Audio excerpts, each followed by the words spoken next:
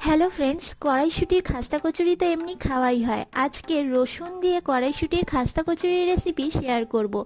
একবার অবশ্যই ট্রাই করে দেখবেন, আশা করছি আপনাদের ভালো লাগবে। এর জন্য প্রথমে সাদা তেল আর ঘি গরম করে তার মধ্যে হিং, কাঁচা লঙ্কা কুচি, আদা রসুন বাটা দিয়ে দিলাম। সেটাকে একটু নাড়াচাড়া করে নুন, চিনি, লঙ্কার গুঁড়ো, জিরের গুঁড়ো আর মটরশুঁটি বাটা দিয়ে দিলাম।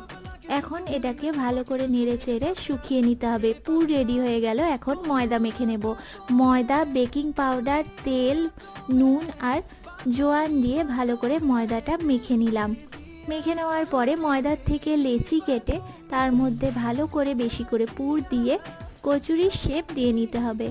এখন ঠান্ডা তেলের মধ্যে কচুরিগুলো ছেড়ে লো ফ্লেমে ধীরে ধীরে ভেজে নিতে হবে।